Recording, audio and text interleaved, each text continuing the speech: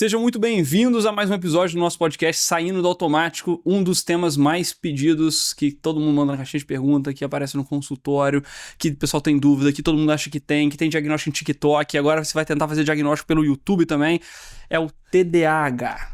Hoje a gente tá com um grupo cheio aqui, né? Pô, uma equipe de peso pra gente discutir. Temos um psicólogo, um psiquiatra, 2 neurologistas, né? Então vai ter assunto. Sejam todos bem-vindos. O Silas, nosso co-host, a doutora Mariana, neurologista. O Simon, que é psicólogo, né, Simon? Psicopedagogo, que trabalha com TDAH já há um tempo maneiro, né? Você tá fazendo um projeto maneiro. 5 anos, né, cara? E tem um projeto maneiro na rede social com TDAH. Começamos aí quando eu vi, aconteceu. Cara, vamos começar assim. Antes da gente começar a falar um monte de coisa, por quê? Por que você resolveu fazer isso? Essa história é longa, mas vamos lá, vou resumir ela. Você falou de diagnóstico, né? De rede social, só um dado, saiu uma pesquisa tem pouco tempo que dos vídeos que as pessoas postam no TikTok, no Instagram, nas redes sociais, foi feita uma pesquisa e desses vídeos, 76% dos vídeos não retratam o diagnóstico, que fala sobre o TDAH, o recorte é só sobre o TDAH. 75,6% não retratam o diagnóstico de TDAH. Uma parte deles retrata experiências pessoais da pessoa, que não estão relacionadas ao diagnóstico, e a outra parte são coisas absurdas que não estão totalmente ligadas ao transtorno e que as pessoas falam que são um transtorno. Então, por isso, quando a gente falar de TDAH é muito importante, porque eu já encontrei cada vídeo, tipo, se você olhar fixamente a bolinha para um lado e para o outro e você acompanhar, você tem TDAH, cara, de onde que isso, entendeu? Não dá para confiar, né? Não dá, cara. É algo muito sério. Mas eu comecei a falar de TDAH porque eu já trabalhava, eu era assessor parlamentar e eu sempre trabalhei com rede social, né? E eu falei assim, cara, eu quero fazer algum projeto, alguma coisa minha, né? Eu tinha acabado de sair de mais um emprego, que eu tinha dificuldade de permanecer em emprego. E eu tinha acabado de sair de emprego e eu falei assim, cara, o que eu vou falar? O que eu vou fazer, né? E eu fui num evento em São Paulo, que aí tinha um cara do marketing digital que chama Érico Rocha. Já ouviram falar do Érico Rocha? E aí o Érico Rocha, ele falou uma frase que me pegou naquele evento, que foi assim, você tem que pensar em uma dor que você tem, que você já conseguiu superar essa dor, e aí você ensina as pessoas a trilharem o caminho para superar essa dor. E eu fiquei com aquilo na cabeça, falei assim, uma dor que eu tenho. E eu tava puto naquele evento, porque eu não sabia, eu nunca tinha ido em evento de marketing digital na vida. Eu trabalhava com mídia social, essas coisas, mas na parte política, então não tinha muito a ver. E as pessoas olhavam pra mim no evento e falavam assim, cara, você fala sobre o quê? Eu falei, eu não falo sobre nada, eu tô aqui pra aprender. E todo mundo perguntou, não, você fala sobre o quê? Eu tava realmente puto naquele evento e eu saí pra almoçar. Eu tava com um crachá do evento, e aí quando eu fui almoçar veio 2 senhoras, a dona Vera e a dona Jamile. Elas chegaram pra mim e perguntaram, a gente pode almoçar com você? Eu falei assim, caraca, 2 velhas, mano, vou ter que aceitar, como é que eu vou negar? Não posso negar. Tá bom, vou almoçar com vocês. E aí sentamos eu falo isso com amor e carinho, tá, Vera e Jamile? Um beijo. E aí sentamos pra almoçar e eu não esqueço até hoje. A Vera veio com um prato na mão, olhando pra Jamile, e aí a Vera virou pra Jamile e falou assim, seria tão bom se tivesse alguém que falasse sobre TDAH. O meu neto foi diagnosticado com isso e não tem ninguém que fala sobre. Aí eu lembrei do Érico Rocha, eu vi a Vera falando aquilo, eu puxei o celular e eu falei assim, cara, será que tem alguém que fala sobre isso para adulto? Porque eu também aprendi que quanto mais específico e nichado você for, melhor para você se destacar. E aí eu falei assim, não vou falar sobre TDAH geral não, vou pesquisar sobre o adulto, que eu tinha esse diagnosticado da face adulta. E eu fiz uma pesquisa rápida e não tinha ninguém que falava sobre isso. E eu falei assim, TDAH para adulto, só que o nome não colava. Aí eu criei o TDAH pra gente grande. Foi mais ou menos assim que a gente começou. Pô, maneiro pra caramba, cara. Por falta de informação, né? Por falta, pra levar informação, porque quando eu tive diagnóstico com 19 anos de idade, eu achei legal pra caramba. Achei super maneiro ter TDAH. Era uma Ferrari no motor de Fusca, de acordo com uma médica que tem por aí. E aí eu falei assim, nossa, super interessante. E aí não era bem assim. Passou a vida, eu com 19 anos eu tô com 30. Até os 24 anos, eu fui a pessoa que não parava em nenhum emprego, tive problema no relacionamento, abuso de drogas e cheguei a uma tentativa de suicídio. Isso porque, claro, na época eu só tinha o diagnóstico de TDAH, mas eu também tenho um transtorno bipolar. Então, assim, eu cheguei nas consequências mais drásticas de um transtorno não tratado. E eu falei assim, cara, então acho que tá aí. Na época eu não fazia, nem estudava na área, comecei a estudar e comecei a falar sobre a minha experiência. E eu tinha muito medo, né, de falar alguma besteira. Então, para eu fazer minha primeira live no Instagram, eu demorei 2 anos. Por quê? Porque eu sempre fazia live com um médico ou com um psicólogo. Porque eu tinha medo de fazer sozinho. Porque eu falei, o que vão pensar de mim? Vou começar um Instagram e um cara que não tem nem faculdade, fazer relações públicas. Como assim? Mas a gente foi começando devagarinho e deu certo. Devagarzinho deu certo. Maneiro, né? E esse é uma dor muito grande, né? Você já tocou no assunto que legal, a gente já consegue espalhar para um monte de coisa, né? Que é o diagnóstico tardio, verdadeiro, né? O diagnóstico falso, e o excesso de desinformação que a gente tem em rede social, né? Só confunde, né, cara, a cabeça das pessoas. Mas você, Simon, você já tinha problemas na infância, assim? Você já apresentava alguma coisa? Tinha. Eu era aquele aluno assim... ele é bom aluno, mas se ele se dedicasse um pouquinho a mais, ele podia ser o melhor da sala, você tá entendendo? Eu era aquele aluno que... eu tinha muitos problemas, falava muito alto na sala, né? Eu era comunicativo demais, falava alto, então dava trabalho. E eu tinha muitos problemas para entregar trabalho, que é uma treta para mim. Porque eu fazia de última hora, às vezes pegava o resumo do fulano, entregava e o professor olhava e falava, tá muito bom isso aqui, cara, é o melhor da sala. E eu falava, como é que tá muito bom se eu acabei de pagar e fazer no intervalo? Eu era mais ou menos esse aluno. E eu vivia me sentindo uma fraude, sentimento de ser uma fraude, porque eu entregava de última hora pra estudar, era madrugadas e mais madrugadas estudando, andando pra um lado pro outro na minha casa, falando em voz alta, explicando pra uma plateia invisível, que era a única forma de eu aprender. Não conseguia aprender na sala de aula, era absurdo pra mim sentar. Eu ficava me questionando, por que eu tenho que aprender sentado? Por que eu não posso aprender em pé, andando para um lado e pro outro, sabe? Então eu sempre fui esse aluno questionador demais, que arrumava briga com o professor, entendeu? Toma clássico, né? Eu já tá vendo alguns sintomas, se a gente fosse delinear os sintomas mais clássicos, Mari, o que você diria aí do TDAH? Ele falou que é desatenção, impulsividade.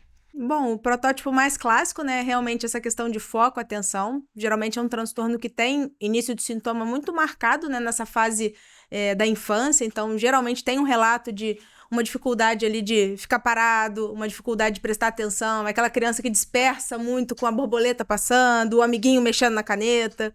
Então, eu sou o amiguinho da caneta. Cara, você falou que eu tô aqui assim, ó, esbarrando meu dedão aqui. É porque tem hiperatividade, né? Hiperatividade. Então, e o legal, agora vamos puxar pro outro lado agora, né? Vamos a gente tá aqui, provavelmente a maior parte das pessoas que estão assistindo são pessoas adultas, né? Só que a gente tá vivendo um momento meio complicado, que perfis como os seus são necessários, né? Que podcasts como esse são necessários, né? Trazer uma informação pós-consulta, uma informação de aprofundamento para as pessoas. Porque a quantidade de diagnóstico mal feito ou não diagnóstico que aparece, né? O pessoal vê um vídeo no TikTok, pega algumas características que são plausíveis, que são presentes no TDAH, são plausíveis ali a pessoa se questionar de TDAH, mas ela coloca como se tudo fosse um TDAH, né? Eu vejo isso uma frequência grande. Esses sintomas, né, primeiro, os questionários são muito sensíveis, isso é um termo técnico, né, no sentido de qualquer um que lê ali vai se identificar com muita coisa. Não perde ninguém, né? Se você tiver um dia meio cansadão... Você tá desatento.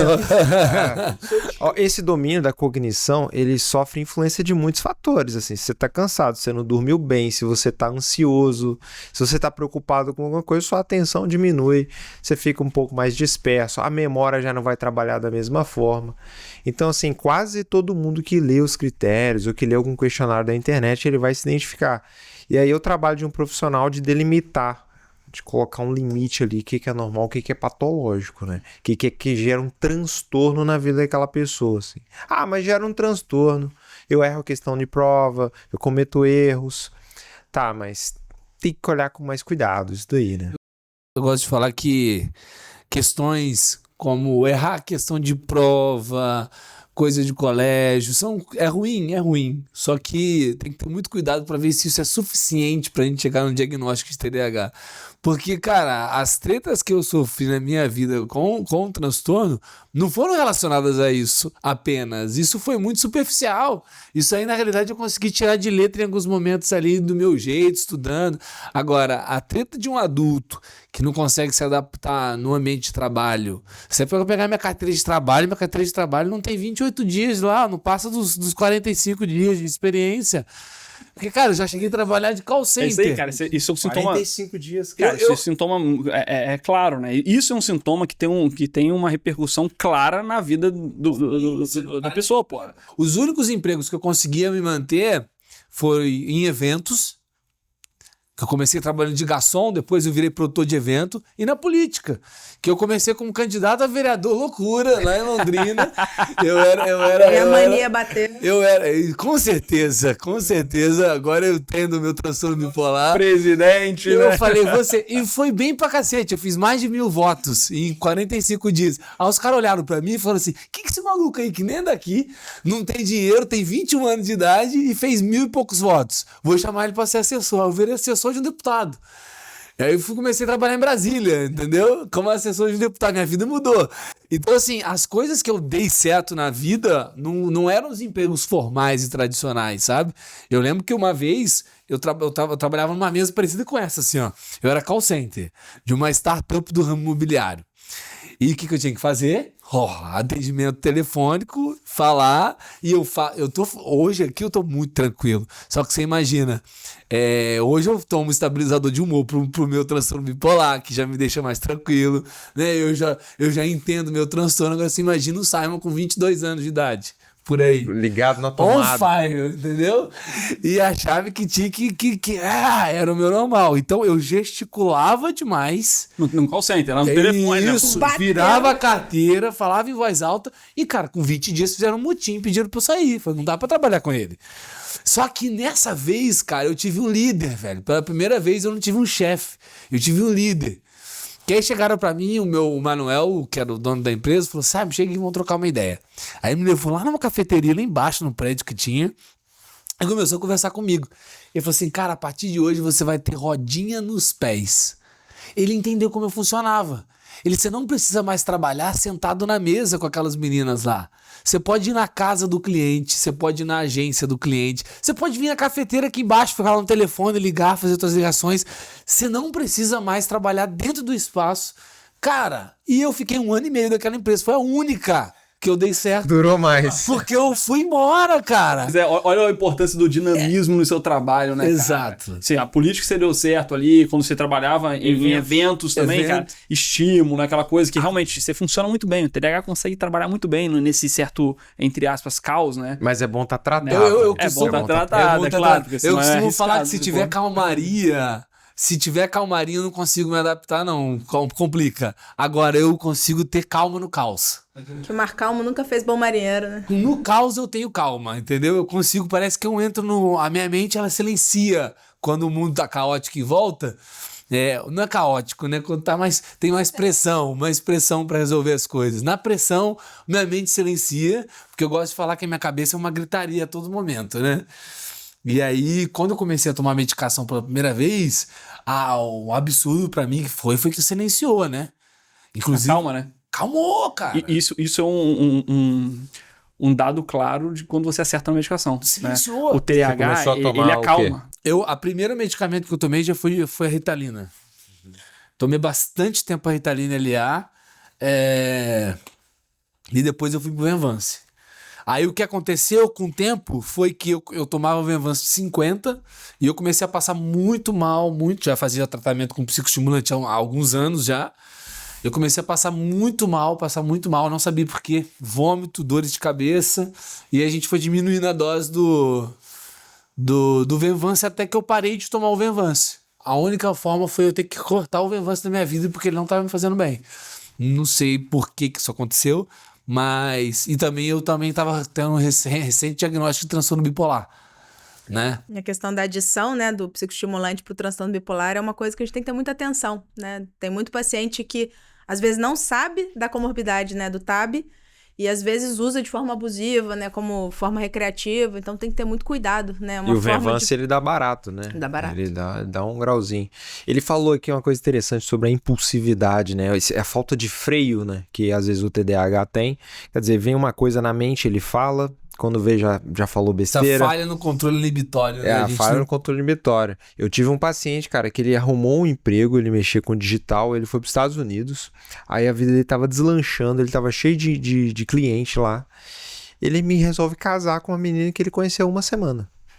Vai pra Vegas. Porque ele pensou o seguinte, é você meu green card. O que você tem contra o amor, Silas? Que é isso? É meu green card essa menina aqui, que aí eu caso e vem pra cá de vez.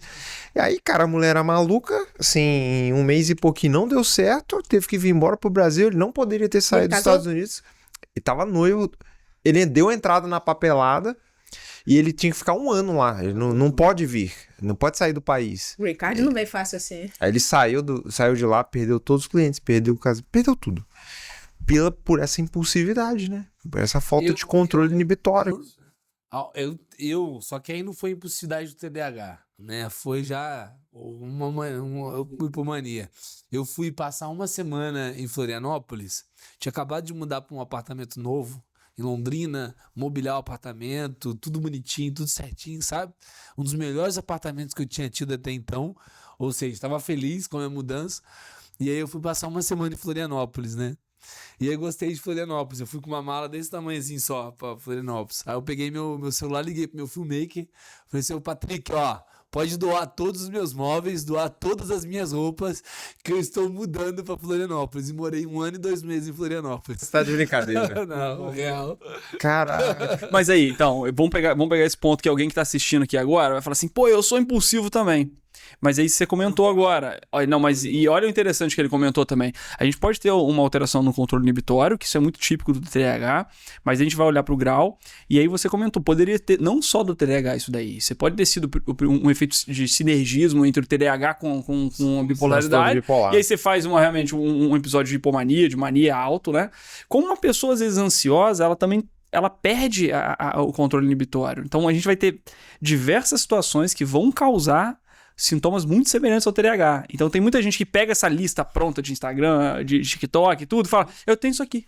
Que ela não consegue olhar as outras camadas, né? É isso aí. Isso é interessante. Que você mesmo observando agora, pelo todo o seu conhecimento do TDAH, primeira frase você falou isso, provavelmente não foi só do controle inibitório, eu já estava no episódio já mais de provavelmente uma mania ou hipomania.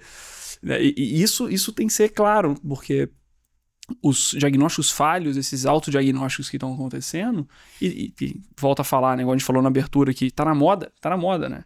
E todo mundo quer utilizar uma doença, que é uma vez conversando com o irmão, ele usou um termo que eu achei, maneiro pra caramba, que é o diagnóstico Teddy Bear, né, o ursinho de pelúcia, que você abraça e chama de seu, e vai dormir abraçadinho com ele ali, quietinho.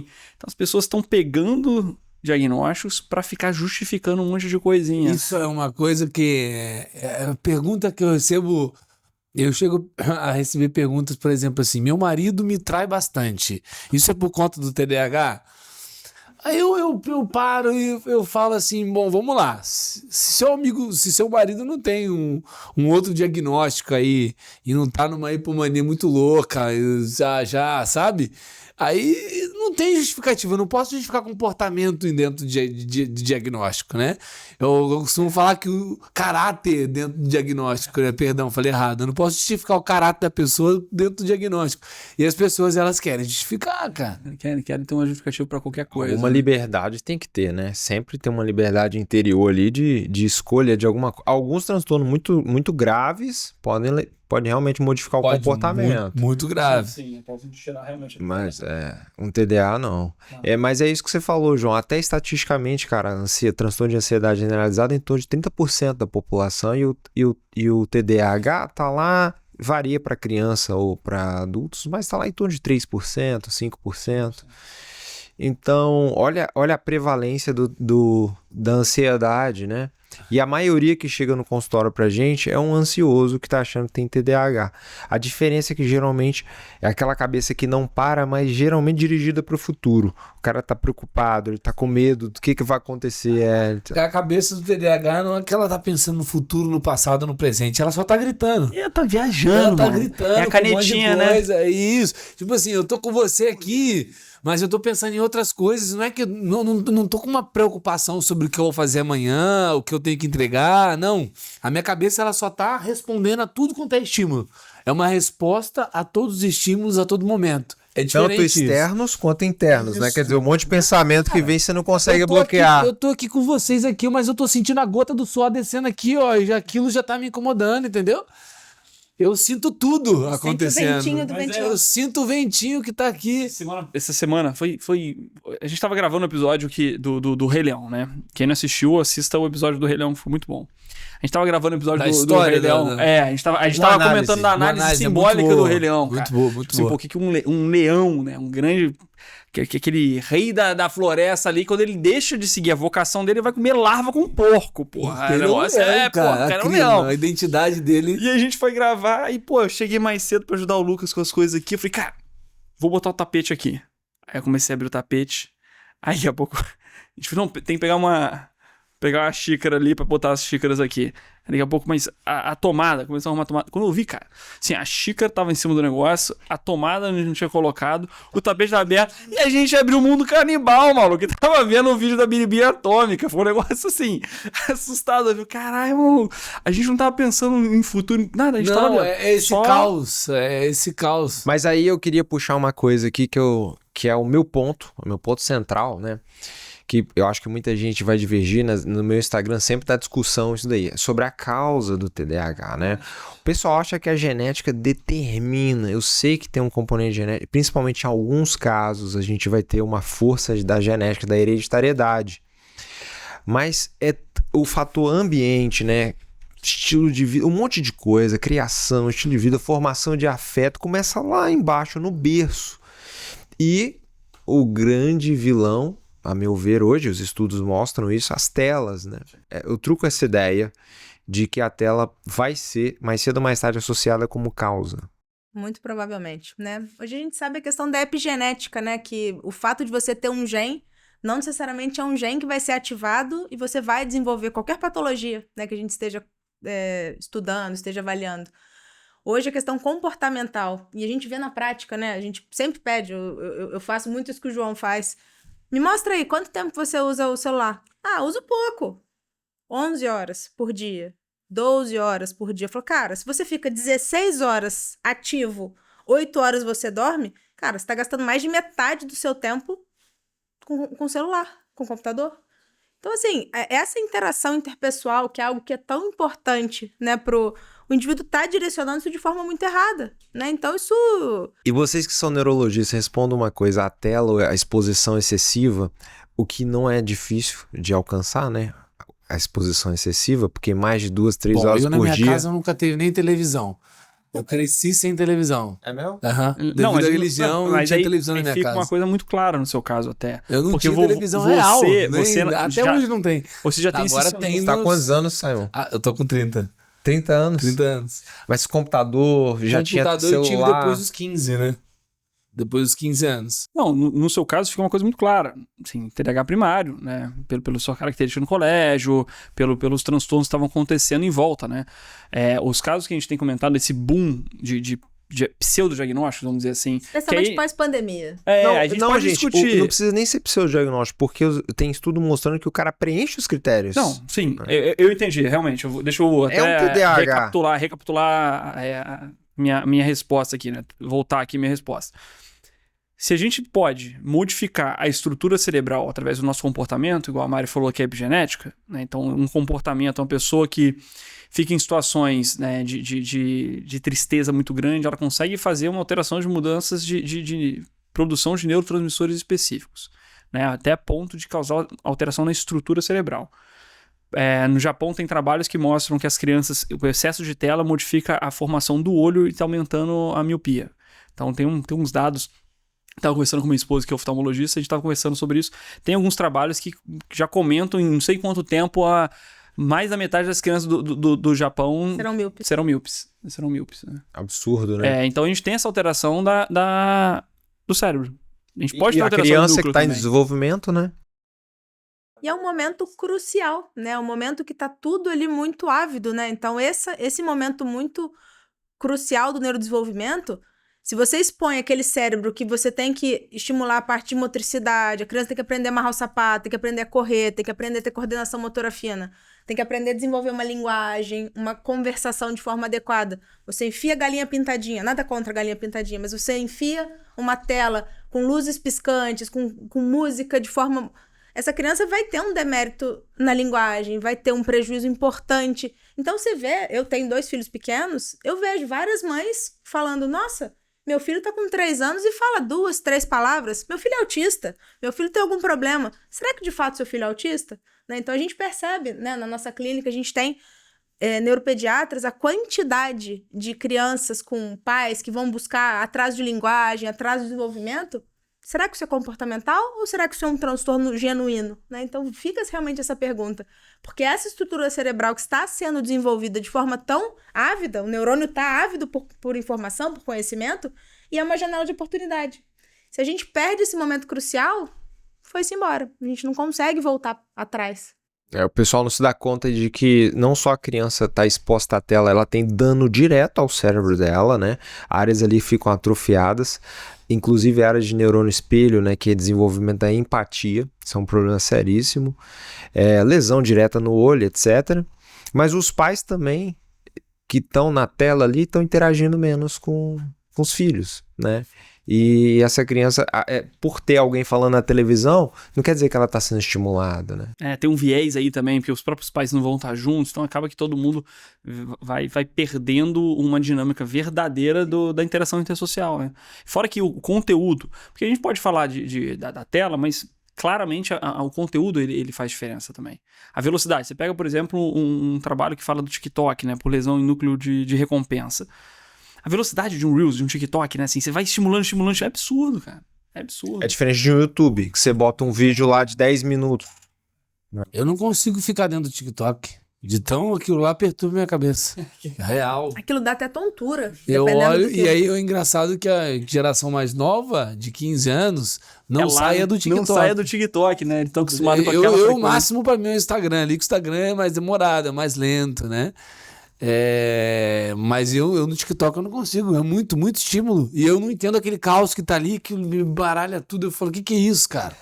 E o curioso do TikTok, eu atendi um paciente esses dias que, é isso que você falou, né, dessa geração, como tá tudo muito acelerado, além da questão dos vídeos serem mais curtos, mais dinâmicos, que te prendem mais, tem agora um joguinho que eles gastam dinheiro, que eles têm que dar dinheiro, dar um prêmio. Então, assim, além do transtorno, né? Pensando que o indivíduo já tem um TDAH. Do joguinho. Tem um joguinho que o cara tem que gastar dinheiro pra ele conseguir passar de fase. Então, assim, Ferrou geral. Ferrou geral.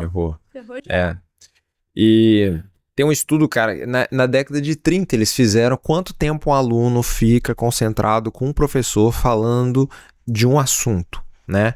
E a média foi de 50 minutos, por isso que as aulas na escola até hoje são em torno de 50 minutos, aí você troca o professor, você tá ali quase dormindo, outro professor, agora é química, antes era português. Aí quando você tá lá dispersando, vem um intervalo, vem um recreio. E assim vai fazendo intervalos. Repetiram recentemente, né, esses estudos aí de quanto tempo a galera consegue se concentrar, e a média é de 7 minutos. Caiu um pouco. Quer dizer, isso é uma média populacional. Então, quer dizer, tem alguma coisa acontecendo que não pode ser um transtorno genético, que é em torno de 3, 5% da população. Como é que pode ser um negócio desse? Então, por isso que o YouTube, por exemplo, recomenda que os vídeos sejam em torno de 8 a 12 minutos. Não é isso que ele recomenda?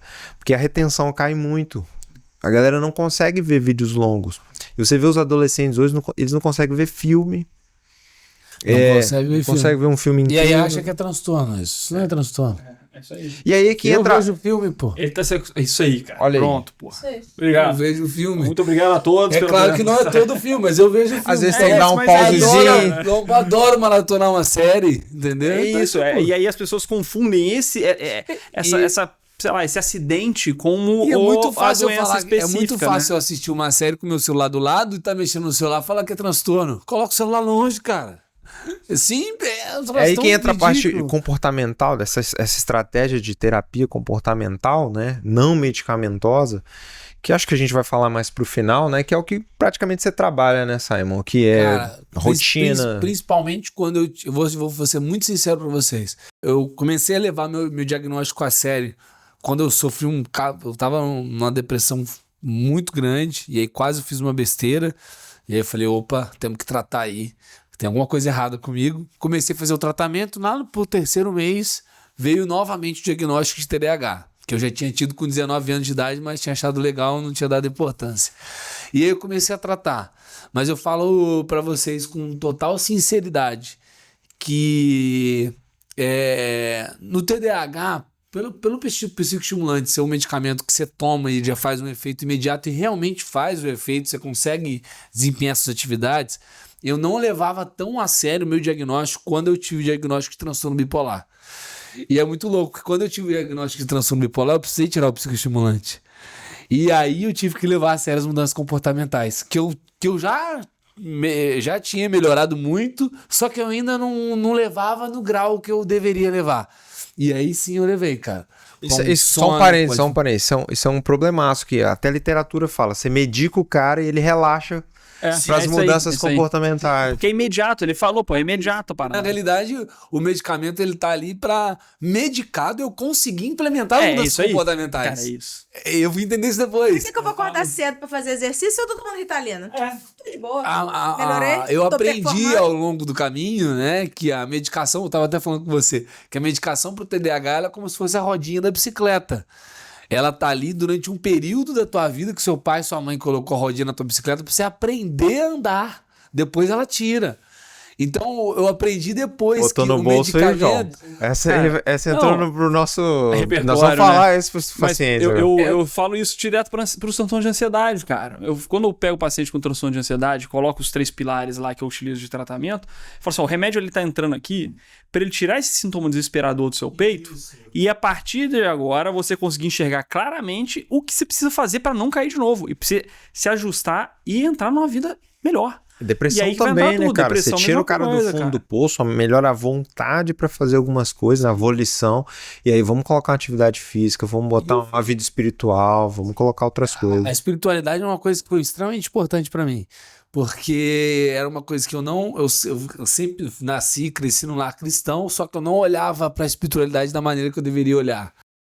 E quando eu comecei a olhar pra essa questões basais, eu comecei a responder e eu comecei a agir de uma maneira completamente diferente no mundo, que aquela angústia, aquele aperto no peito foi embora. E não foi o remédio que me tirou. Mas enfim. E é tão louco que eu fiquei com medo. Até já falei isso com você, né, doutora Mari? Que teve uma época que eu fiquei com medo de voltar ao psicoestimulante, porque eu falei, não, eu tô regulado, eu tô bem, eu não quero tomar esse negócio. Porque eu tinha medo de me alterar, né, devido ao transtorno bipolar, e isso ainda é um pouquinho complicado ainda. Você não teve colateral não, tomando psicoestimulante? Não. Você se deu bem, assim, eu me dei bem com Ritalina. Com a Ritalina. Só o Venvance depois que aquilo ali, isso é realmente um Acontece. efeito colateral do Venvance, até Mais tardio, né? mais tardio. O mais imediato, assim, insônia, e aí se a pessoa ansiedade. tem ansiedade, então, mas se a pessoa tem um transtorno Uma certa bipolar, às anorexia. vezes, e utiliza o Venvance sem saber do transtorno bipolar, pode abrir a fase maníaca utilizando o Venvance. E ele não teve isso, foi depois a dor de cabeça, foi um efeito colateral mais tardio, que é muito comum também, cara. O que me despertou para buscar o diagnóstico de transtorno bipolar foi que eu tava gravando uma série na época, e aí eu lembro que eu saí do consultório da médica, que eu tinha gravado com uma médica lá em Florianópolis, aí eu saí do consultório da médica, e aí tinha uns pacientes assim fora, e aí eu lembro de eu falando com o meu filmmaker, eu falando com a médica, e aí eu vi a menina perguntar pra mãe dela, mãe, ele tá drogado? E aí quando ela falou isso, eu parei. Eu falei, mano, eu devo estar muito demais. Porque eu não me percebia demais, entendeu? Porque eu tava super empolgado, porque, pô, tinha pessoas famosas participando, era um projeto meu novo. Eu tava super empolgado com o que eu tava fazendo, sim, novo em Florianópolis, entendeu? Começando ali as coisas acontecerem. E aí eu tava tomando Venvance. E com certeza eu tava no episódio de mania, né? Aí eu chamei minha médica, eu falei, ela então. O problema do paciente hipomania é que, primeiro, ele não tem consciência muito clara que ele tá em hipomania e ele gosta daquele estado. Isso aí, Deus cara. me perdoe. É maravilhoso. Mas quando você tenta tirar, eu falei, não, vamos diminuir o remédio. Cara, mas eu vou deixar de ser quem eu sou. Tipo assim, eu vou deixar de estar nesse nível que eu tô alto aqui. Hoje é até um dos questionamentos com o meu psiquiatra, né? Que eu vim de uma fase estável, aí eu tive uma hipomania algum tempo atrás, e aí eu entrei na fase depressiva. O meu questionamento com ele é exatamente isso, eu não aguento mais ser esse Simon mais apático. Até a doutora Mari, eu falei com ela que eu não tava bem hoje, que eu não tô numa energia hoje. Hoje não, eu saí de... Eu não tô. Mas é o meu normal tá energizado, e tá tudo bem, que eu já sou um pouquinho... acima, eu não sei, eu esqueci o nome que se dá pra isso. Um hipertímico de leve. Isso, esse já é o meu natural, né? Mas eu ultimamente tenho estado com muita dificuldade para conseguir entrar em movimento, porque aquela definição de com muita energia e sem energia, ela me define completamente. Eu sou o tipo que não consegue sair da cama, que vou dormir o dia inteiro, vou sentir dor no corpo. E aí você fala, caraca, meu, cadê aquele cara que pula, que faz, não sei o que, que grava? Um negócio gigantesco ali, você fica lutando. Eu sou mas você tem que ser observado, isso é legal, cara. Assim, você não vive exclusivamente, e é interessante para todo mundo que estiver, né, observando isso, né, assistindo, não viver exclusivamente desses sentimentos. Você entendeu, você começou a estudar isso, você começa a se entender, né, e aí você vê esse movimento, você sabe, você se entende que você tá mal, né? Você vai tentar fazer algo para melhorar. Uma coisa que me doeu foi que eu percebi que o dia, para mim, ele nunca pode estar colorido demais. Se o dia tá muito... Não, colorido no sentido de estar legal demais. Tudo sensacional. Eu nunca... Aí eu falei assim... É o melhor dia da minha vida, então eu né? não posso nunca me empolgar. Não. Você não pode se empolgar. Você já é, né? Você não pode se empolgar. Você tem que estar meio nublado, assim. Não, é real. Não, mas o paciente bipolar, você estabiliza ele e fala assim, tô bem, doutor. Tô normal. É isso aí. Aí, não dá pra ficar só naquele alto, não. É exatamente isso. Como é que você tá? Tô normal. Tudo certo. Não tá deprimido? Não tô deprimido, não. Mas saudade da hipomania. O curioso é que esse período da hipomania, né? Pra ele sair da hipo, entrar numa mania franca é muito rápido. E geralmente depois da mania, vrau. Não, aí eu afundo forte. Então, esse período fugaz da hipomania, de fato, ele é gostosinho, né? Tem essa coisa de se sentir produtivo, especialmente da comorbidade, né? Junto com o TDAH. Mas o buraco depois é sinistro. E é isso. Fugi um pouquinho pro TAB aí, mas vamos voltar pro TDAH. Não, mas o legal de discutir de um TAB, assim, dessas, vamos falar assim, patologias correlatas, é porque realmente o TDAH, eu brinco com os pacientes, cara, o TDAH é você. Você nasceu com ele. O TDAH primário faz parte de você, cara. Você vai ter que aprender a lidar com ele. Ele não te define por completo, mas ele tá aí. Né? Ele tá ali. É isso que o Simon falou. Pô, eu me conheço, eu já entendi, cara, se eu tô rindo pra caramba, tô empolgadão, vai tudo dar certo. Pode ser da hipomania ou da mania, como pode ser um TDAH um pouquinho desregulado ali, na hiperatividade, inquieto, meio reunião, silêncio, todo mundo quietinho, o cara tá aqui, patucando. Aí ele vai entendendo, então você tem que aprender a lidar com isso. Isso não te define. Só que os transtornos de humor, né, essas outras doenças, elas vão amplificar o seu TDAH. Elas pioram muito. O paciente ansioso que é TDAH, e cara, piora muito o TDAH, cara. A gente não sabe, tem que ver o que veio primeiro. Isso tudo que a gente tá falando aqui demonstra a dificuldade do diagnóstico, né, cara? Exatamente. O cara pode ser comorbidade, igual o caso dele, tem os dois, ou às vezes é um sintoma parece muito, né? Um cara muito ansioso, uma pessoa muito ansiosa, às vezes você tá achando que é um TDAH, ou às vezes tem um transtorno do humor também, que também afeta a memória, essa parte cognitiva, né? As duas coisas. Atenção e tal. É um diagnóstico bem difícil, cara. Eu até fiquei vendo uns podcasts de psiquiatras falando sobre esse tema, e eles consideram, assim como eu também, um dos mais difíceis.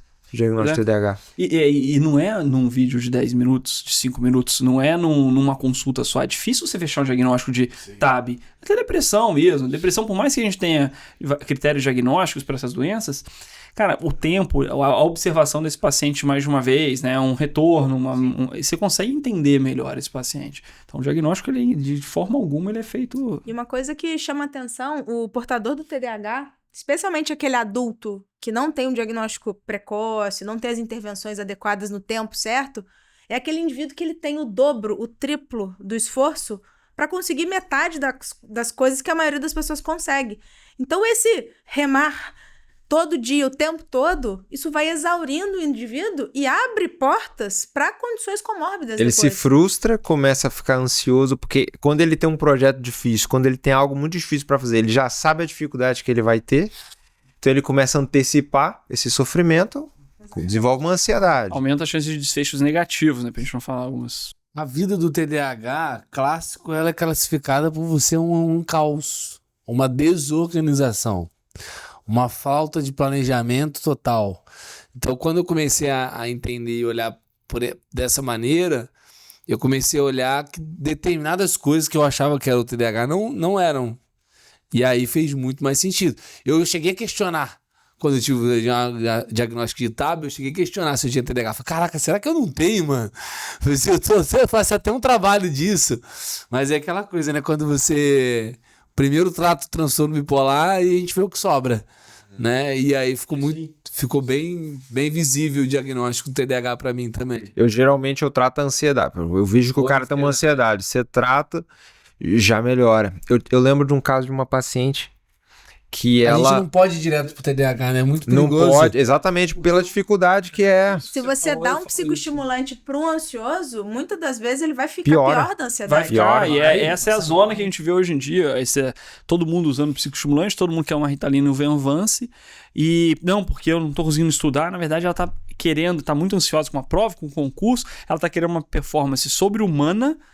Toma aquilo lá e fica pilhadaça. E aí, sim, dá um monte de coisa errada, né? E normalmente se ferra na prova, né? Não passa. O problema é que as pessoas querem performar de forma absurda e acham que isso é o transtorno, né? Ah, não, eu não passei no concurso que tem, sei lá, uma vaga para 800 milhões de candidatos e eu tenho que tomar Ritalina, eu tenho que tomar Venvance. A medicina USP tem uma alta taxa de consumo de Ritalina. Alunos de medicina da USP, porque eles querem altíssima performance, que não existe. O cara quer dormir 4 horas, estudar o dia inteiro Gente, mas e fazer um monte de coisa. Será que não sabe que tem que dormir Medicina mais? USP, pois é. Medicina USP e o cara acha assim. Comorbidade, ansioso, depressão, nem estudante de medicina é absurdo. É altíssima, né? Então é isso. Fica aqui nosso puxão de orelha pro nosso Grêmio aí, né? Nossa galera que joga a saúde no lixo pra... Assim, eu fico... Quero ter o maior CR da turma Pra às ter uma custas de quê? performance. Eu atendo muito estudante de medicina e é exatamente isso. Vários chegam com transtorno de ansiedade, vários. E a mesma queixa. Ah, não, porque eu não consigo estudar. A minha amiga, ela estuda bem, então isso quer dizer que eu tenho TDAH. E aí começou a tomar Venvance, começa a tomar Ritalina, enfim, começa com esses psicoestimulantes, quando na verdade não, cara. Assim, aí você, cadê seu tempo de tela? O que você tá fazendo? Quantas horas você dorme por dia? O que você come? Nada, assim, é zoada, a vida é zoada. Assim, não tem uma vida normal do tá ser comendo humano. miojo, dorme 3 horas por noite, Ultraprocessado, não faz atividade física, não dorme. E vai ser médico, né? E vai ajudar a galerinha depois, né? E vai mandar fazer o paciente fazer seguinte, isso depois, né? Eu não faço nada disso, mas tá no livro ali, tá no manual, que você tem que fazer isso aqui tudo, ó. Toma. Ei, vai fumar um cigarro, tomar uma cerveja, tá virado de plantão. Mas eu tava contando que teve uma paciente que ela falava assim, relato clássico do TDAH, doutor, eu pego a roupa pra bater. Vou lá na máquina, tem roupa na máquina que eu bati antes, esqueci de tirar. Aí eu deixo a roupa que é suja, tiro a roupa que tá limpa e vou pendurar no varal. Chego no varal, eu vi que tem um monte de folha de árvore no chão. Aí eu deixo a roupa em cima da mesa e vou varrer o chão. Aí eu esqueci onde tá a pá. Aí eu vou procurar a pá. Acabou que ela não fez nada do que ela começou. Mas essa é a vida. Aí eu investiguei um pouco a vida dela, ela não tinha isso antes. Esse negócio começou tipo de 1 ano e pouco pra cá, assim. Bom, aí temos alguma coisa. Como é que tá seu tempo de tela e tal? Cara, vamos tentar? Tava bem ansiosa, tratei a ansiedade. E ela, por conta própria, o acordo não era esse, mas ela excluiu o Instagram. Ela usava muito. Eu queria que diminuísse, ela excluiu. Ela leu O Hobbit, um livro de 300 e tantas páginas em 2 semanas.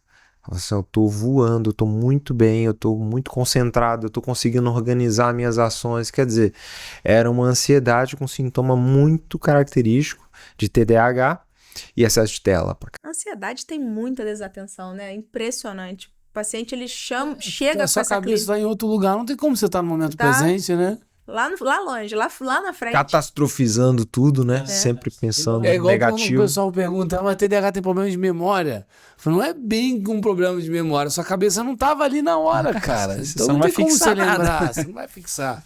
E entra aí, já vou jogar mais uma pra gente discutir, porque a gente tem essas características, né, TDAH e tal, e a gente tem outras características minerais de cada ser humano, como por exemplo os temperamentos, né, que a gente pode, tem gente que fala que temperamento não é ciência e tal, beleza, tem até artigos científicos já discutindo sobre temperamento, mas são características minerais de algumas pessoas, então tem pessoas que são, né, extrovertidas, tem pessoas que são introvertidas, tem pessoas que vão ter mais afinco para algumas tarefas. Tem pessoas que não, são uns fogo de palha lá, que tem um monte de projeto, começa um monte de coisa e termina. Mas aí entra a característica e de cada um e vai entrar o quanto tem de repercussão na vida. Por exemplo, o Simon falou, aquela frase para mim foi atípica, assim, cara, eu não paro no emprego. Isso não é sanguíneo, pô. Isso não é uma característica mineral só. Isso aí a gente tem alguma coisa a mais. Extrapolou demais, pô. Imagina, o cara daqui a pouco tá desempregado, não conseguia comprar comida, não consegue fazer nada porque ele não consegue, ele quer. Eu quero, gente, me dá um emprego, me dá uma chance, mas eu não consigo. Ele falou várias coisas aqui que são típicas de TDAH, né? Essa dificuldade, essa inconstância, dificuldade de se organizar com prejuízo grave, isso que as pessoas não entendem. Perder empregos, não é um só não, vários. E o que mais você falou? Você falou uma coisa muito, muito importante aí. Enfim, esqueci agora. Vamos pro próximo, quando eu lembrar eu falo. Cara, eu acho que vale também a gente falar agora de tratamento, né? Sim. Tratamento é interessante. Beleza, a gente entendeu que o diagnóstico é complexo pra caramba, então quem tentou dar um diagnóstico só assistindo o podcast não vai conseguir. Mas se você tem dúvida, você vai aprender a tratar. Né? Tudo bem que você não vai ter receita amarela. O bom é que o aqui, tratamento não tem contraindicação, né? O que a gente vai falar aqui. Porque ninguém vai dar receita amarela aqui não adianta. De amarelo hoje pra simbolizar. Essa é a grande questão, né, Simon? O tratamento não medicamentoso. O tratamento pro TDAH, velho, entender o transtorno, ele me fez... uma das grandes dificuldades que eu tinha, que eu sofria, era uma falha em persistir nos comportamentos. Falha na persistência. Você falou da mulher da máquina, né? Que é clássico de TDAH. Só que eu tinha isso pra vida. Eu era aquela pessoa que na hora, vamos começar um projeto novo aqui maravilhoso, só que na hora de ter a ideia do projeto novo maravilhoso é uma coisa. Só que na hora de entrar em movimento, vamos supor, conseguir entrar em movimento. E já é uma dificuldade do TDAH entrar em movimento para fazer, mas eu consegui quebrar essa e entrei. Só que lá no movimento daquele projeto, eu preciso fazer isso, fazer isso, fazer isso, fazer isso. Eu não conseguia fazer as coisas na ordem correta. Eu me embaralhava no meio do caminho, eu me perdia. E aí eu olhava aquilo tudo e falava, cansei dessa merda, vou pro outro. Então, tratar o TDAH, por exemplo, esse projeto, eu tô há 5 anos fazendo ele, entendeu?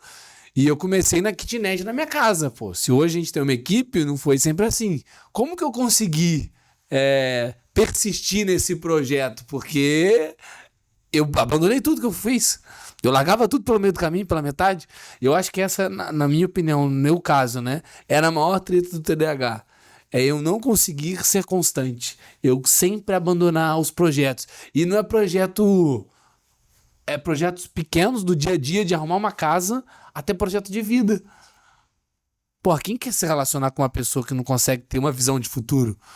Algo e entrar em movimento... Que não para num trabalho. Que não para num trabalho. Passa uma insegurança pra quem tá em volta. Cara, isso é terrível, isso é terrível. Eu acho que essa é quando você analisa o TDAH, tem que analisar esse ponto, sabe? Não apenas aspectos... Tem que haver prejuízo. Triviais. Tem que haver prejuízo. Tem que ter um prejuízo muito significativo. Senão não é transtorno. Não é tirei 7,5 na prova. Não, calma lá. Eu vejo essa galera me perguntando como é que eu faço pra estudar isso aqui. Eu falo, cara, como é que tá teu ambiente? A primeira coisa, o que regula um TDAH ou qualquer outra pessoa é o ambiente, é o que tá à tua volta. Porque eu tô respondendo aos estímulos que tá ao meu redor, não tô? Então, se eu tô num ambiente caótico, desorganizado... que não tem uma sequência certa. Rotina, velho. Rotina, eu odiava rotina. Achava que rotina... Hoje eu amo, sou apaixonado por rotina. Porque eu sei que eu preciso me alimentar no mesmo horário, que eu tenho que treinar todos os dias. Não sou nenhum bodybuilder, mas vou na academia todo dia certinho. Porque, pô, faz uma diferença danada. E é bom não ter opção, cara. Você tem que seguir ali, às vezes. Pô, TDAH gosta de ser mandado, às vezes, cara, faz aquilo ali. Beleza. Não tem gasto de energia pra você definir o que você vai fazer, já tá tudo ali, aí, ó. Encarar aquilo tão importante como o remédio que você toma. Entende? É isso aí. Então, entender... Tanto ou mais, né? Eu acho que mais, cara. Eu acho que no tratamento... Eu vou falar uma coisa que... Não sei se eu posso falar isso, né? Mas eu sou meio maluco. A galera me pergunta às vezes, né? Pô, como é que é relacionado à medicação pro TDAH? Eu defendo medicamento pro TDAH, com certeza, é assertivo e foi fundamental na minha vida. Só que, na minha opinião, 90% é comportamento. Sem dúvida. E medicamento não ensina comportamento. Essa é a treta. A gente acha que vai tomar uma pílulazinha lá e resolveu. Não resolveu. Não resolveu. Entende? A vida continua bagunçada se você não souber aonde você vai colocar os seus esforços ali. Então, assim, 90% é comportamento. Você deu um exemplo quando você estava comentando sobre como a questão religiosa te ajudou, porque entra isso. Toda vez que eu falo de comportamento, é isso. Vai entrar atividade física, vai entrar um eixo filosófico da sua vida, pô. A questão espiritual me ajudou? Isso é muito louco. Porque é como se fosse uma ilha do dia estável que eu tenho. É aquele momento em que eu tenho que fazer minha oração. É um momento do meu dia onde eu paro o que eu tô fazendo e já é fixo. Eu vou acordar e eu vou fazer minha oração. Eu vou acordar, depois de fazer minha oração, fazer minha atividade física. Então eu consegui colocar pequenos momentos no meu dia que são fixos e isso me traz uma estabilidade. O ser humano, ele necessita de estabilidade, né? Só para pegar esse ponto que você falou. Cara, se você pegar as fases da Lua, a Lua tem as fases dela que se repetem. Né? Isso estabilizou a gente, né? O Sol, ele vai nascer, vai descer, então a gente estabiliza isso e a gente age em cima da estabilidade. Então eu sei quando a lua minguante, nova, nosso calendário é lunar, solar, né? Relógio solar, isso estabilizou a humanidade para agir. Então quando a gente olha para uma parte religiosa, entende que, sei lá, um olhar transcendente, que há algo depois disso aqui, isso me estabiliza na minha vida mesmo. Isso é fundamental. Isso é fundamental. Faz parte de uns tratamentos esse olhar transcendente. Pessoa que não tem um olhar transcendente, ele realmente... Nada contra ateu, tá? Pelo amor de Deus, gente. Né? Mas o olhar de transcendência, até a transcendência da sua história, né? O cara que é ateu, ele vai olhar pra vida dele, a repercussão da vida dele no ato da história ali. Isso pode ajudar ele a estabilizar e tentar ser melhor todo dia, tentar... Isso... O Venvance e a Ritalina não vão fazer, igual você tinha comentado. Pô, a medicação não faz. Você não falou sobre isso, mas eu tenho certeza absoluta que em algum momento da sua vida você pegou uma noção muito forte de propósito e que você sabe que você ajuda um monte de gente. Eu sei que é um negócio, eu sei que é um projeto, sim, eu sei que você escolheu um nicho e tal, tem essa parte de estratégia, mas você vê na prática o tanto de gente que você ajuda. E isso te mantém constante. Isso me deu um senso de responsabilidade. Um senso de responsabilidade que antes eu não tinha. Então eu falei, cara, pera lá. Tem pessoas, eu recebo muita mensagem direto, todos os dias, e aí eu vejo o depoimento das pessoas e falo, primeiro tive que trabalhar minha vaidade. É natural. Você acha que é você que tá fazendo aquilo. É um trabalho diário. E não é eu. Eu sempre gosto de olhar e eu sou cristão e falo, não é sobre você. A gente é só um envelope, Eu sou só um envelope aqui. Inclusive, todos os dias que eu oro lá, que eu coloco meu rostinho no chão lá, é exatamente para eu sentir a minha insignificância, para falar que eu sou você não é nadinha. Porque quando se eu não sou muita coisa, eu não tenho que ficar nervosinho com o seguidor meu que me xinga. Você tá entendendo? Não, eu não tenho que ficar nervosinho com alguém que me fecha o carro na rua. Você tá entendendo? Porque eu era um cara explosivo, brigão, criava treta com todo mundo. Era o Simon, o jeitão do Simon. Agora não, agora eu sei ficar quieto, sei ter mais tranquilidade. E isso eu aprendi com a espiritualidade. A espiritualidade, ela coloca um eixo em diversas outras áreas que estabilizam. Né? Dá. Cara, você tem uma abertura à transcendência. Vamos colocar assim, tem estudo que mostra isso, né? É claro que a gente tem uma crença específica, mas uma abertura para que exista algo infinito, uma força infinita, já te dá um senso de modéstia. Já te coloca numa escala assim, pô, eu não sou tão grande coisa assim não, né? Você já começa a repensar. Mas a questão da rotina também, né, cara? O Jordan Peterson, que é um psicólogo canadense muito famoso, ele fala que nunca vi um paciente melhorar de transtorno de humor, por exemplo, sem um sono adequado, sem ajustar sono. Então eu tento colocar uma rotina da manhã para os pacientes. Cara, acorda no mesmo horário. Aconteça o que acontecer, até 8 horas tem que sair da cama. Porque essa galera vai dormir 3, 4, 5 da manhã, inverte dia pela noite, isso é muito comum. Então, dormiu 3 da manhã, acorda 8. Acorda 8. Toma um copo d'água, faz uma oração, toma um copo d'água, café da manhã. A gente vai colocando um de cada vez, né? E o idealzão seria uma atividade física de manhã. Aí, pô, fechou 10. Cara, você vai chegar à noite mais cansado, você vai chegar à noite com mais sono, a chance de você dormir mais cedo vai ser maior. E o cara começa a melhorar pra caramba só com isso aí. Isso é uma bola de neve, Cara, né? foi isso que mudou minha vida. O transtorno relacionado ao sono no portador de TDAH, ele tem várias nuances, né? O indivíduo ele tem uma latência de sono aumentada, então aquele indivíduo que por conta do pensamento acelerado, ele demora para começar a dormir. Por esse motivo vai ser um indivíduo que vai ter um sono profundo mais curto, né? Então vai ter uma eficiência do sono menor. Então quando a gente reajusta, né? Isso aí eu resolvi com um caderno do lado.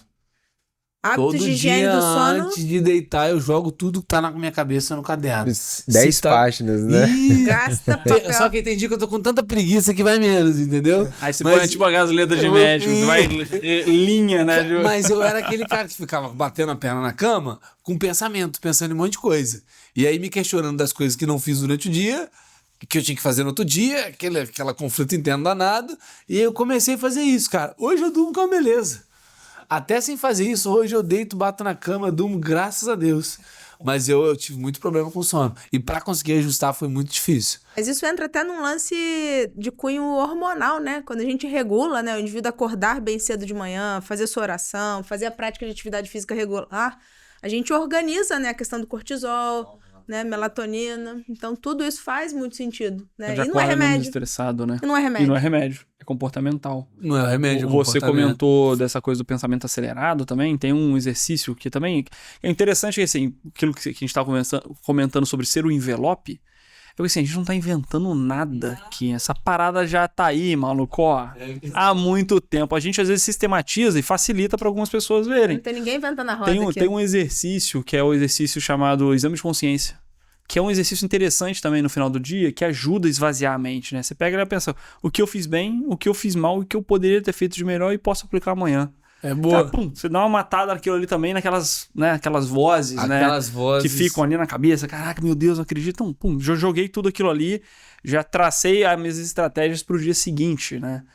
Isso é muito interessante. Aí a Mari falou, né? Você tem uma tranquilidade, você diminui cortisol. Aí o Silas falou sobre acordar e, não pegar o celular de cara ou fazer alguma outra coisa que traz um exercício de presença. Você não faz um pico lá de cortisol na hora errada. Você já volta a, né, trazer uma certa rotina e, Mas vou ser sincero pra vocês. Isso demorou.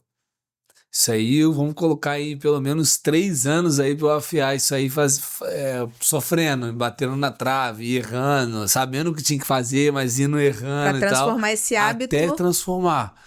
Porque não, a galera quer da noite pro dia também, esse é o problema. E desiste. E não vai acontecer da noite pro Bom dia. você ter falado isso, né? Porque o cara que conseguiu e, olha que maneiro o trabalho que você tá fazendo. Desistir, cara. E não desistir, porque o cara fala assim, não, tentei de tudo, doutor, tentei muito tempo. Quanto tempo você tá tentando? 3 meses. Não vai rolar 3 meses, não vai rolar. O Simon fala muito da questão, né, dos mini hábitos, e isso... Cara, a estratégia que mudou, que eu li um livro,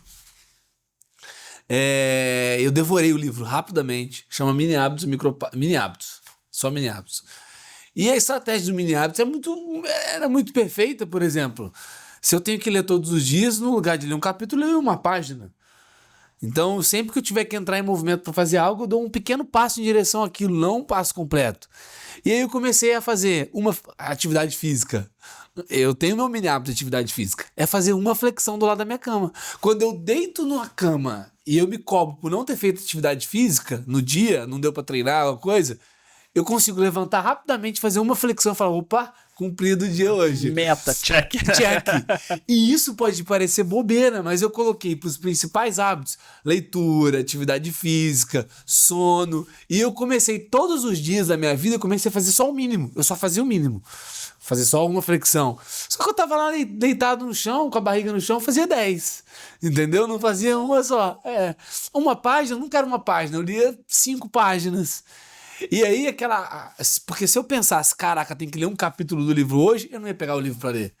O livro do Jordan Peterson mesmo, eu demorei nele, cara. O das 12 reais. Nossa, pra sair do primeiro capítulo, então, que dificuldade que foi, cara, que ele fala dos crustáceos lá, né? Foi difícil, da Lacosta. Não saía nem por nada, foi só em uma página, depois outra. Mas isso aí, eu acho que, claro que o TDAH tem mais dificuldade, mas essa dificuldade todo mundo geral, tem. Atual, agora é a atividade que reina, né? As pessoas Cara, acham eu que estudo há muito- procrastinação é todo mundo sintoma, aqui, só todo o mundo- TDAH procrastina, e não é. Não é. O TDAH talvez seja um transtorno que ele traz em uma intensidade muito maior Mas isso aí coisas que as amplifica, pessoas né? já sofrem, Isso né? é uma coisa de qualquer transtorno psiquiátrico, né? Boa. Todo Perfeito. mundo tem aquilo em algum grau. Você vê um Perfeito. transtorno depressivo. Cara, quem nunca ficou triste na vida? Né? Quem nunca ficou muito eufórico na vida? Quem não tem ansiedade? Quem é que não tem ansiedade? Inclusive, tem que ter. Ela é boa, ela é saudável, ela te protege. Então, esse é o dilema. Aprendi a lidar com a ansiedade, eu vejo quando ela não é saudável, quando ela começa a me angustiar, dá um aperto no peito. Então eu falo, opa, tá fugindo do prumo aqui. Mas eu preciso dela, senão eu tenho uma dificuldade de entrar em movimento. Eu também. É pô. muito grande. Pô, quem não vai ficar ansioso Minha com uma mulher que eu entrevista de digo. emprego, pro empreendedorismo, Sou tranquilo né, até pô? demais, cara. Pô, você parece que você passa uma vibe bem tranquila mesmo. Sempre tô meio atrasado. Quer dizer, se eu não ficar ansioso pra chegar na hora, caraca, tô atrasado, eu tomo um banho mais rápido. Quer dizer, a ansiedade até certo ponto ela me ajuda. Ela me deixa alerta, me deixa desperto. Isso aqui que a gente tem que entender esse limite do que é normal, o que é patológico, né? Voltando nessa questão do tratamento que a gente estava comentando, né? Dessas medidas comportamentais, a persistência, né? E não... A queixa da procrastinação, ela reina hoje em dia. Assim, é a maior queixa. Todo mundo fala, pô. Mas se a gente for ver, eu uso eu já usei isso num outro episódio, mas não estamos falando de religião aqui, mas tem um ponto, né? Que é aquela frase que Paulo fala lá, acho que aos Romanos, né? Faço o mal que não quero, mas não faço o bem que quero. Cara, é isso, assim. Eu sei o que eu tenho que fazer e não consigo fazer o que tem que ser feito há 2000 anos. É o problema da galera. Então, assim, seja bem-vindo. A nossa vida é mais ou menos essa. A gente dá uma procrastinada, a gente luta contra, mas... E a gente tem ciclos também. Assim, não é porque ele estabilizou o hábito de 3 anos ele levou pra ter uma rotina, mas eu tenho certeza de vez em quando você dá uma falhada. Tem época que tá pior. Senão eu tava maromba, fortão, tá? É porque você pode estar aí na academia fazendo o mínimo há 3 anos. Não, hoje já mudou. Hoje meu mínimo já é correr 20 minutos. Olha que doideira. Legal. Eu corro 20 minutos. Hoje mudou. Porque correr eu gosto. E aí, quando eu não tô afim de treinar, eu vou só 20 minutinhos de corrida. Então, pra mim, vai, entendeu? Mas já mudou. Antigamente era... Até hoje, se eu falhar, ainda tenho na reserva aqui. Entendeu? A flexãozinha. Eu tenho muita dificuldade com leitura. Já li muito, olha que doideira. Já li muitos livros, mas eu tenho muita dificuldade com leitura. E eu tenho que usar essa estratégia de ler uma página. Se eu penso que eu vou ler além disso... Eu não vou entrar para ler o livro. E aí eu vou começar a me frustrar porque eu não consegui cumprir. Aí eu largo e abandono o livro. A estratégia de ler uma página é a que me salva na leitura. Eu uso isso, cara. A minha dificuldade é da leitura também. E eu utilizo uma mini meta ali, né? Eu faço metas diárias de leitura. Então tem que ler 4 ou 5 páginas ali, no mínimo. E eu falo isso pro paciente também, cara, esquece esse negócio de ler um capítulo inteiro e tal. E outra coisa interessante é se você vai ler 2 páginas, coloca algo externo a ela, Isso é muito um marcador, bom. e você tá vendo pra onde você tá indo. Tô chegando na Isso caneta, melhora a mano. leitura. Pronto, você traz uma pequena meta ali já visível, né? Isso traz... Isso aí, ajuda eu muito. escrevi, fazer um pequeno jabá aqui. Eu escrevi faz um aí. e-book pra TDAH, são dicas práticas. São dicas práticas ali. Eu quero ser burro. Eu coloco, sim, entra lá na minha bio, que você acha um link lá. Eu coloco 5 tópicos ali, né? Um deles é escolher escolher a sua guerra, né? Eu ponho, vou botar nas descrições aí o link do O pessoal acha e-book, lá no meu arroba lá, @drsilas Tavares. subdividir as metas. Isso tudo eu tirei de outros livros, né, que eu fui lendo, pesquisando. Subdividir as metas, né? Exatamente isso. Você quer perder peso, quer emagrecer? Cara, você precisa perder 30 quilos, vamos começar por 2 quilos, né? Vamos colocar isso aí num prazo. O TDAH, tudo tem que ficar muito materializado, muito visível. Porque a gente tem dificuldade de visualizar. Eu acho que essa é uma outra grande treta nossa, né? Eu não consigo... Se você chegar para mim e perguntar assim, Simon, o que você pensa para daqui 5 anos para você? Eu não sei de responder, eu travo na hora.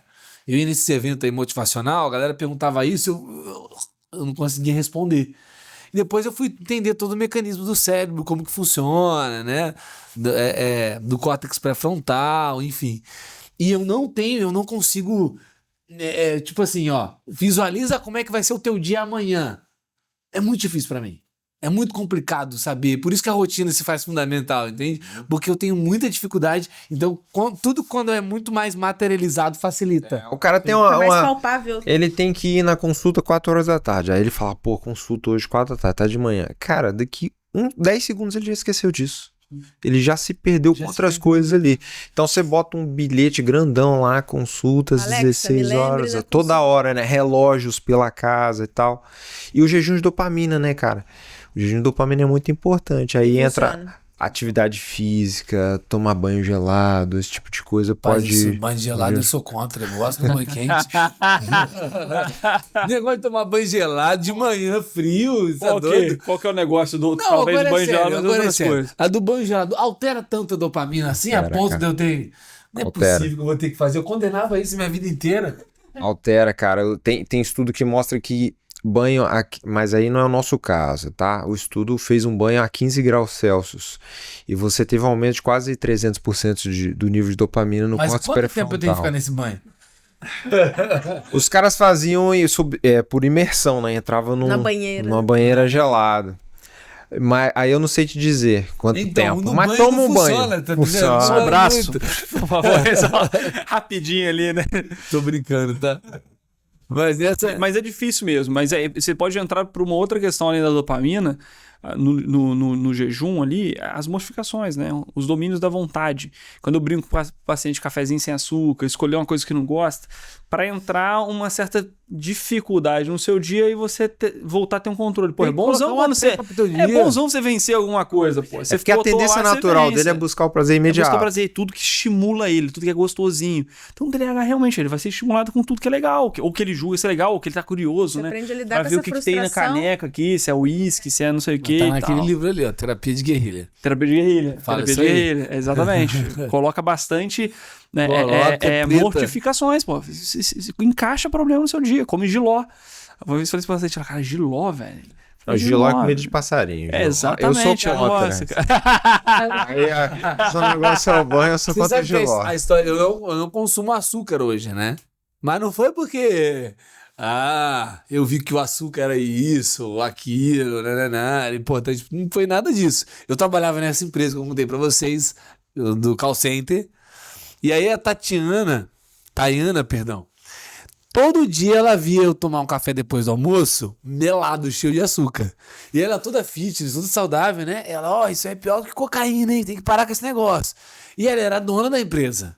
E aí um dia, pra fazer uma moral com ela, eu falei, mano, eu vou tirar o açúcar do café. Só do café depois do almoço, que era o café que ela olhava e via. E aí todo dia eu tomava café sem açúcar, aquele café. E aí, daqui a pouco, eu comecei a tomar todo o café sem açúcar.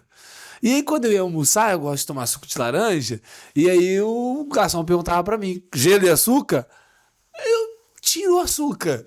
E eu comecei a ir tirando açúcar com um detalhezinho. E acostuma, fica muito melhor. Seu paladar, depois ele começa a perceber, ele doce, amadurece. acha horroroso. Isso. Eu falava, cara, eu não adoço as coisas. Proteger o seu cérebro, que a porcaria do açúcar danifica o cérebro. Eu gosto do chocolatinho e tal, né? Eu também adoro, cara. Só que é o seguinte, você já reduziu pra caramba, porque a gente tomava açúcar em tudo, né? No suco, no café, o dia inteiro. Agora não, agora é só num... Espero. Só no pedacinho de chocolate. Pô, mas é legal isso. Olha que interessante. E aí entra de novo aquilo que a gente comentou sobre a mudança externa e interna, né? quando você diminui o excesso de açúcar no paladar, né? Pelo menos a gente tem receptores ali gustativos na língua, e o excesso de açúcar a gente tem uma transformação, né? E a língua acaba aumentando a capacidade de sentir o gosto doce. Quando a gente diminui esse hiperestímulo na língua, a gente começa a sentir e os outros receptores crescem, não, os outros receptores aparecem mais, e aí a gente volta a ter possibilidade de sentir o amargo, o azedo, e outros doces vão aparecendo, cara. Isso é muito legal. E o nosso corpo fisicamente muda depois de uma mudança de um hábito, né? E isso vai acontecer com outras coisas, com a atividade física. A bioquímica cerebral, isso é que é interessante falar. É genético? Tem uma base genética, beleza. Mas você falou que nem todos os genes serão lidos e expressos. Isso depende de um monte de coisa. E, inclusive, de coisas externas, comportamentais, ideias que você tem na sua cabeça. É por isso que psicoterapia funciona.